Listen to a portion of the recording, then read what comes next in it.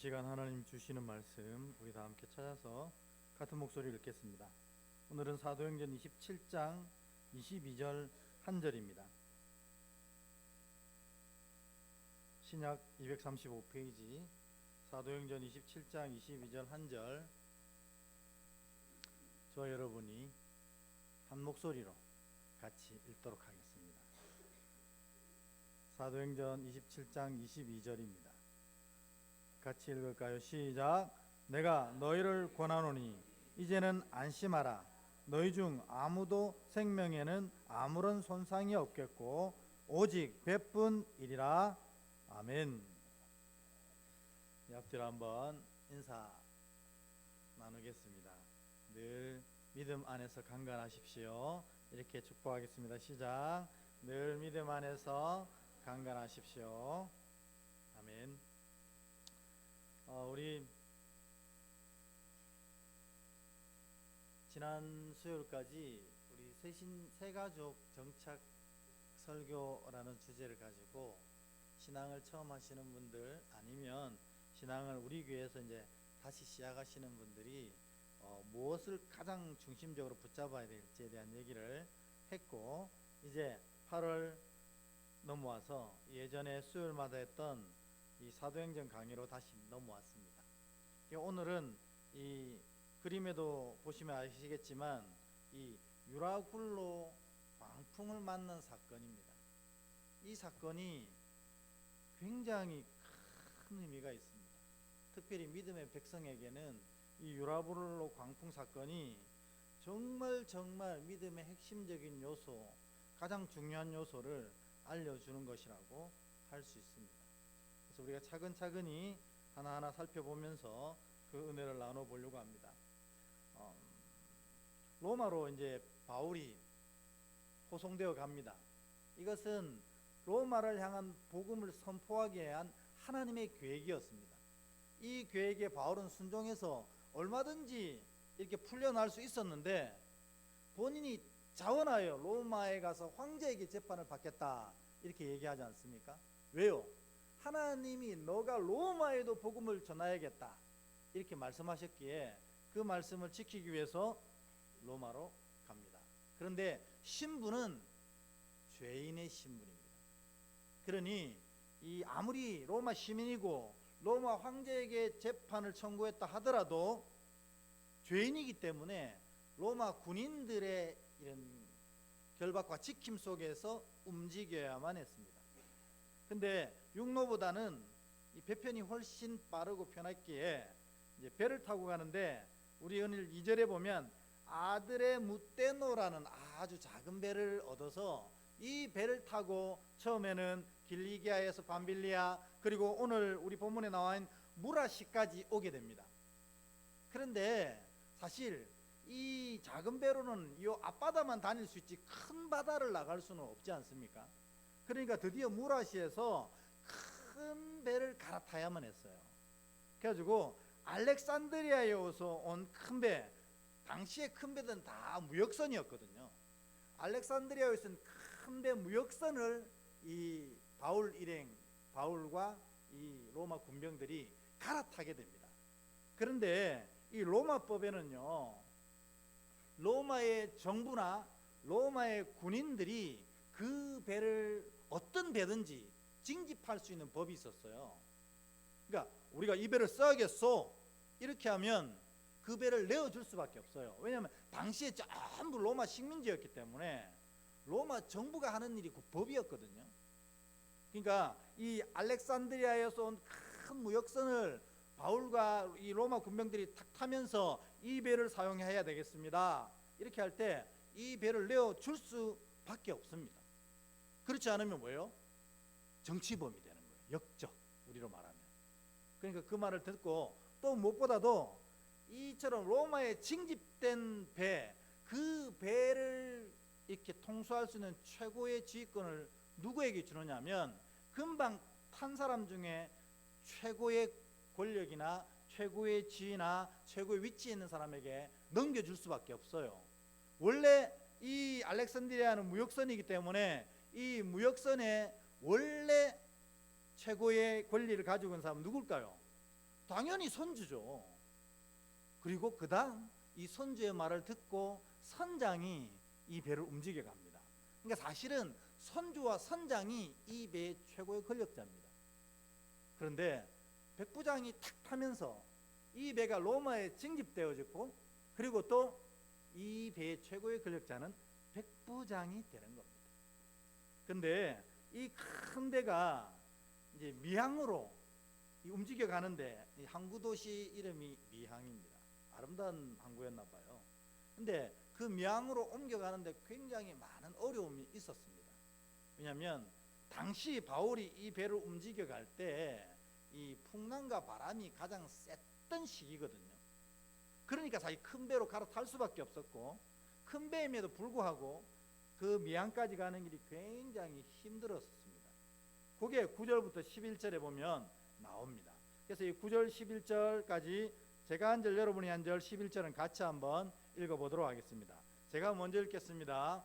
여러 날이 걸려 금식하는 절기가 이미 지났으므로 항해하기가 위태한지라 바울이 그들을 권하여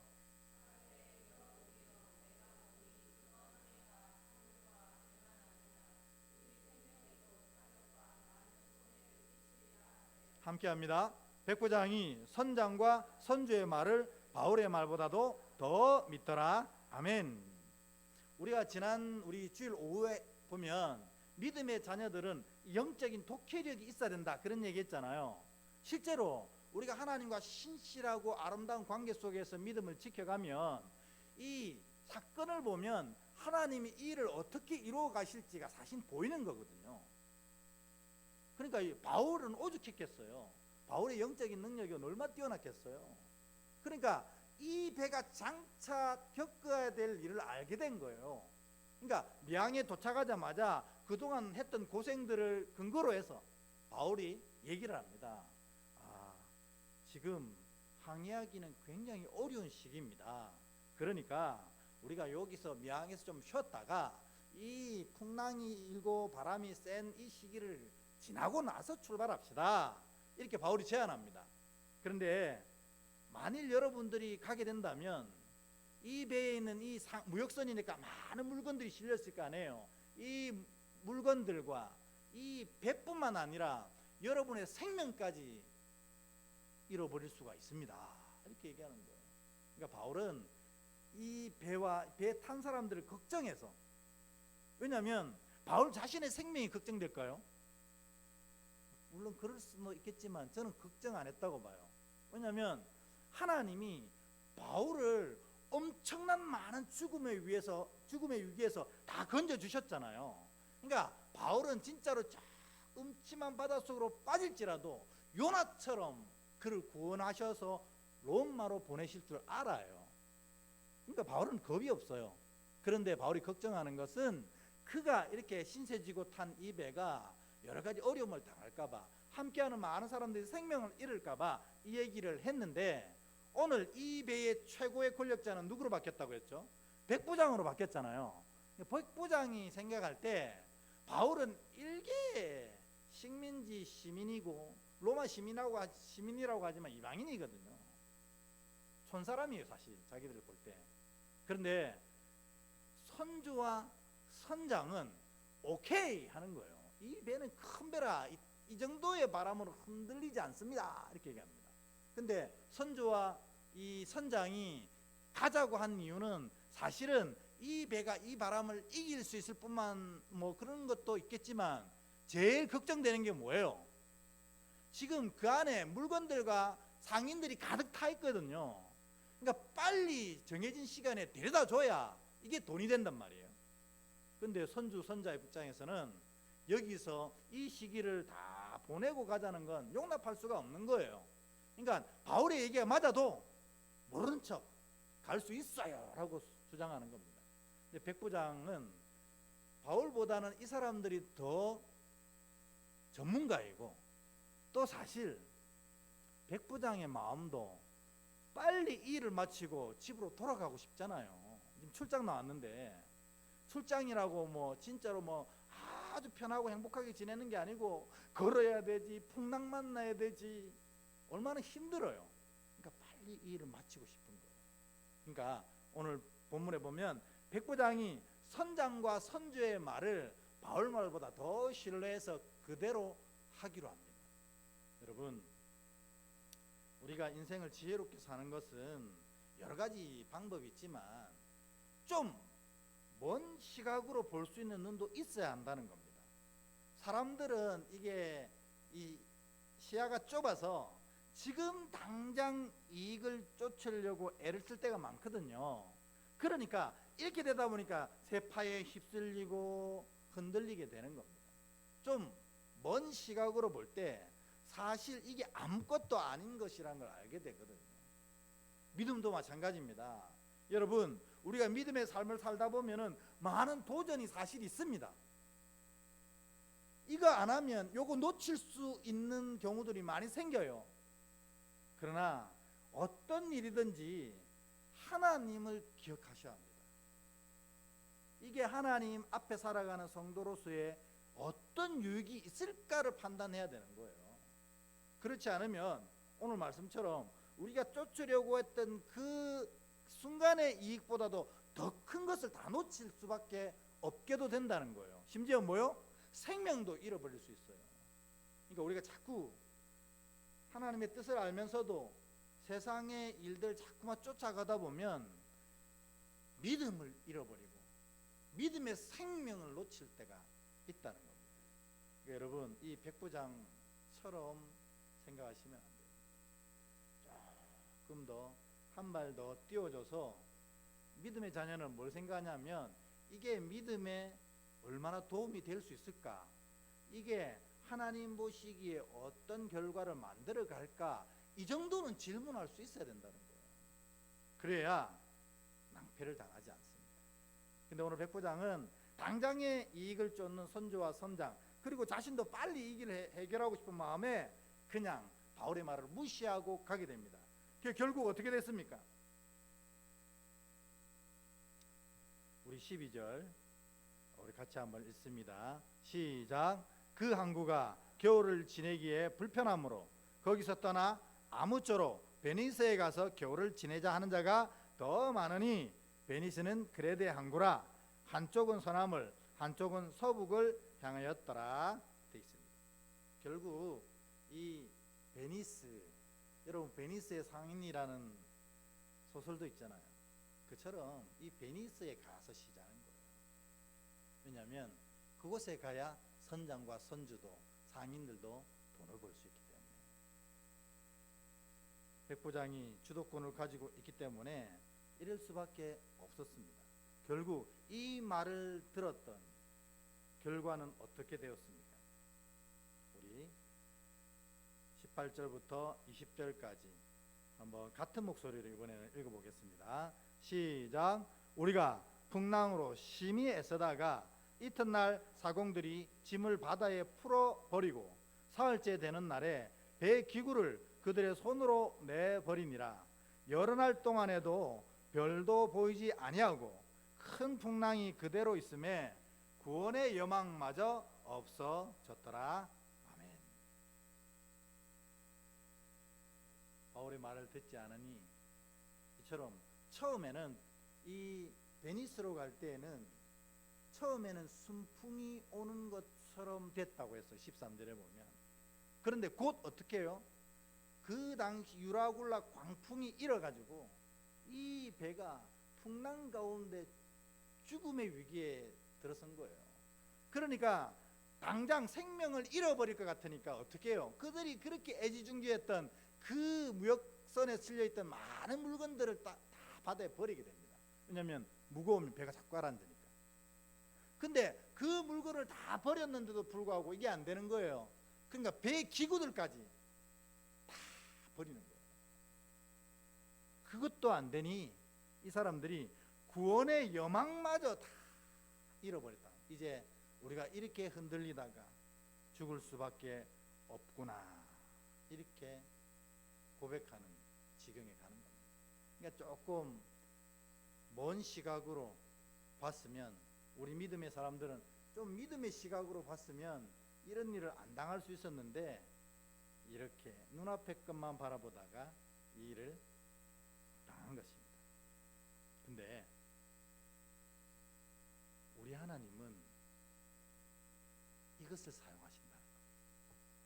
오늘 제가 여러분에게 얘기하려고 하는 핵심이 드디어 나오는 겁니다. 뭐냐면 주도권을 역전시키시는 거예요. 이때까지는 누가 이 배의 주도권을 가지고 있었습니까? 백부장이었어요. 백부장 말대로 다 진행됐거든요.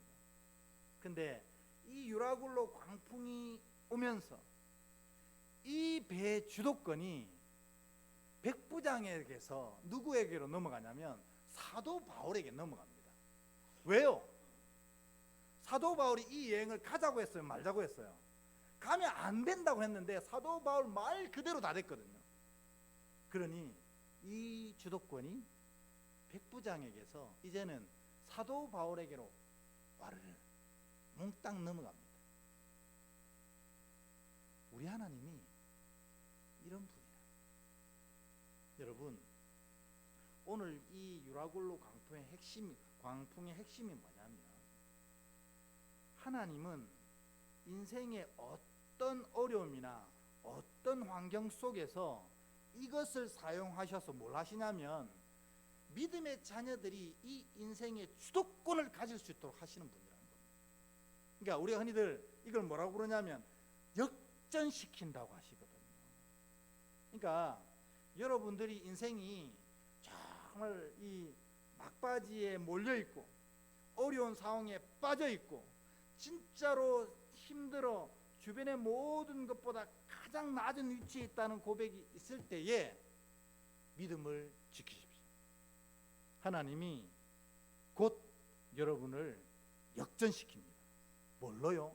그 유라굴로 광풍으로 생명의 위기를 초래하는 그것으로 그를 역전시켜요. 우리 한번 갑자기 바울이 21장 21절 22절에 이런 얘기를 합니다. 이런 위험한 상황 속에서 자 같이 있습니다. 시작. 여러 사람이 오래 먹지 못하였음에 바울이 가운데 서서 말하되 여러분이여 내 말을 듣고 그레데에서 떠나지 아니하여 이 타격과 손상을 면하였더라면 좋을 뻔하였느니라. 내가 너희를 권하노니 이제는 안심하라. 너희 중 아무의 생명에는 아무런 손상이 없겠고 오직 배뿐이리라. 아멘. 바울이 이 배의 리더가 된 거예요. 내가 그레데에 남아있지 하고 하지 않았느냐? 지금 가면 틀림없이 이런 일이 생긴다고 하지 않았느냐? 그러나 안심하라는 거예요. 하나님이 우리의 생명은 지키신다. 이 배는 손상될지라도 우리의 생명은 지키신다. 이렇게 이야기합니다.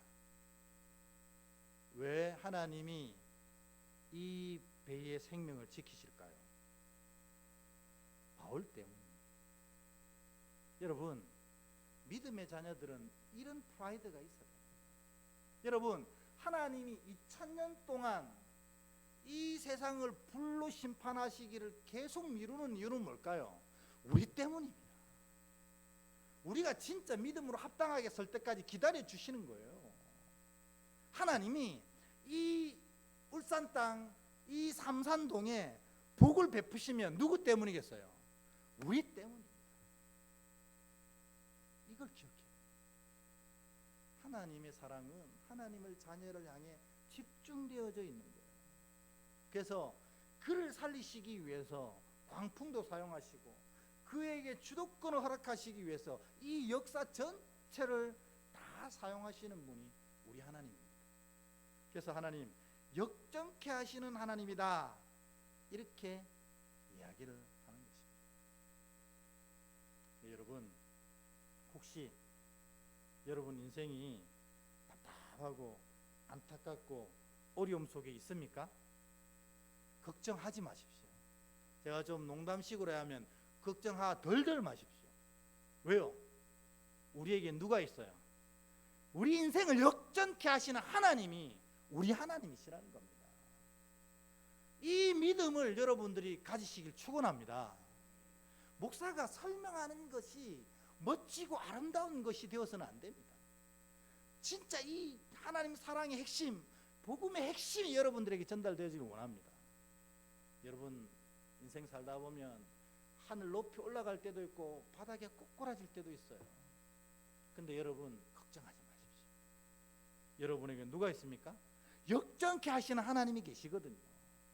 여러분들을 다 높이 들어 세우셔서 오늘 바울의 자랑처럼 나 때문에 여러분의 생명은 하나님 지키신다. 왜? 바울이 기도했거든요.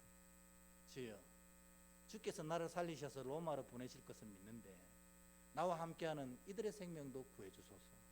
하나님이 노하셨겠어요? 그래 하셨다는 겁니다. 그러니까 여러분 믿음의 사람이 한 사람 있으면 그곳에 생명의 역사가 나타나는 겁니다. 그러니까 여러분들이 사실은 그분들이 인정하든 인정하지 않든 여러분 가정의 복의 근원입니다. 여러분 때문에 여러분 가정이 지금 되고 있는 거예요. 그나마 여러분 가정이 이만큼 온 것은 다 누구 때문? 하나님 때문이고, 두 번째로는 그 하나님을 섬기는 나 때문이라는 걸 여러분 고백하시기 축원합니다. 믿음의 사람은 이 정도는 있어야 돼요. 사실이고 성경이 그렇게 증언하잖아요. 여러분 걱정하지 마세요. 이 배는 너가 말 안 들어서 깨지지만 하나님 나 때문에 여러분 생명을 살려주신대요. 여러분 믿음이 이런 겁니다. 믿음의 백성은 이런 역사를 경험하게 되는 겁니다. 왜요?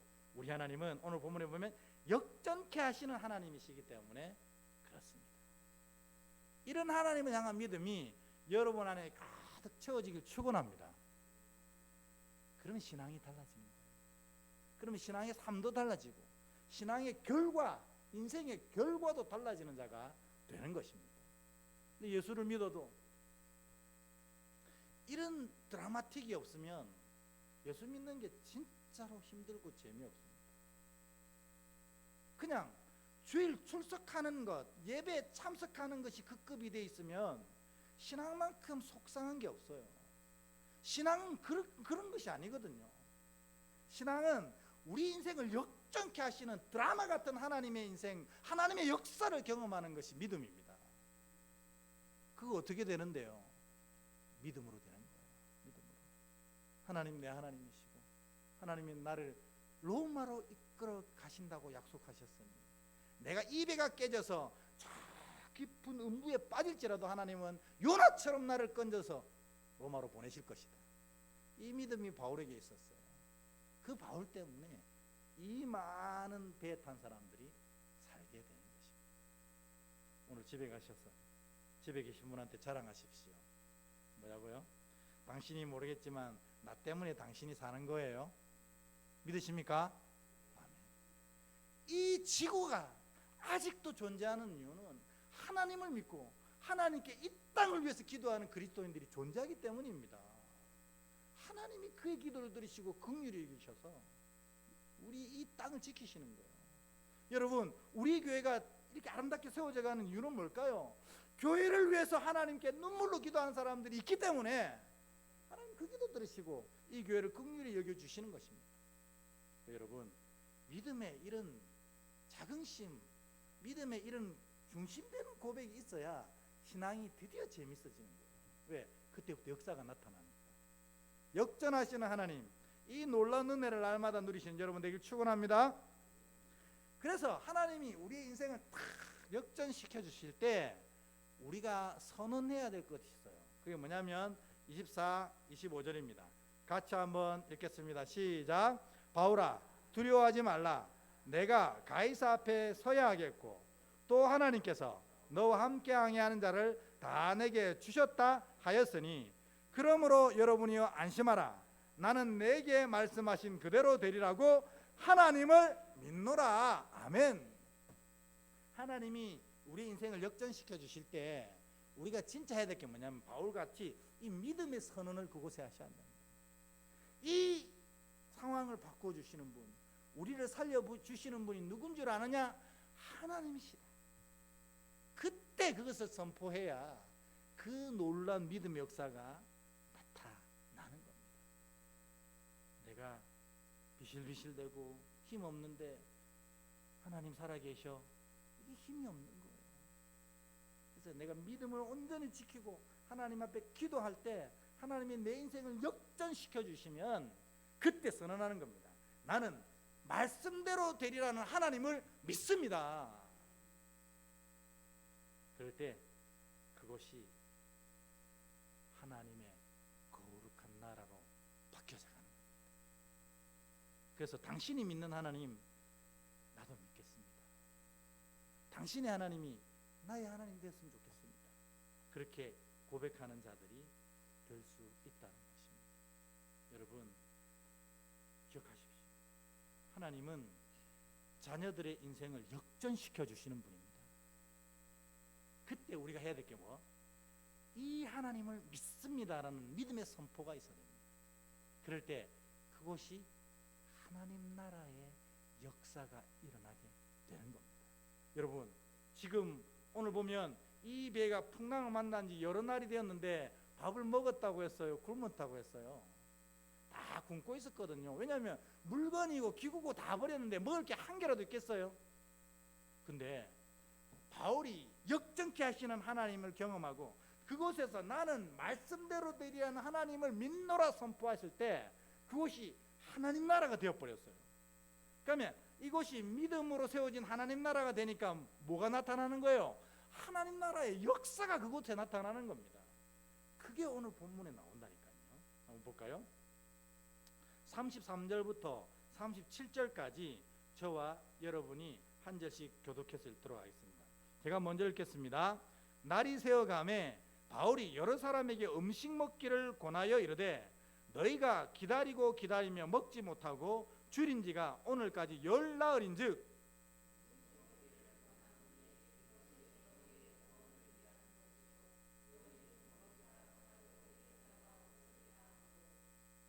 떡을 가져다가 모든 사람 앞에서 하나님께 축사하고 떼어 먹기를 시작하며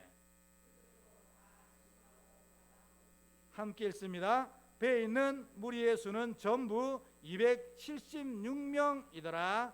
아멘. 여러분 이 음식이 어디서 났는지 잘 모르겠어요. 근데 그게 뭐 중요해요?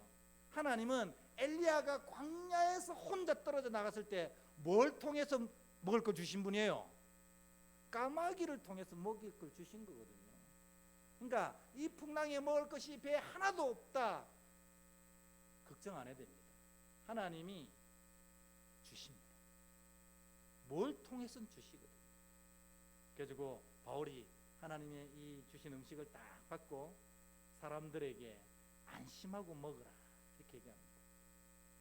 그리고 35, 36, 37에 보면 이 장면 어디서 많이 본 장면 같지 않아요? 예수님이 오병이어의 기적을 일으키실 때 똑같이 하셨거든요. 누군가가 꼬마였어요.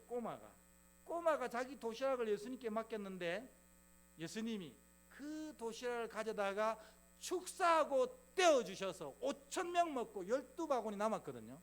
오늘 어디서 생겼는지 모르지만 그 음식을 가져다가 바울도 축사하고 떼어주니까 276명이 배불리 먹는 겁니다. 바울이 들고 있던 게 276인분이었을까요? 아니거든요. 아마 틀림없이 바울도 도시락 정도의 양이었을 거예요. 그런데 믿음을 선포하고 그 선포된 믿음을 믿는 곳이 하나님 나라니까 이곳에 하나님 나라 역사가 나타날 수밖에 없는 거예요.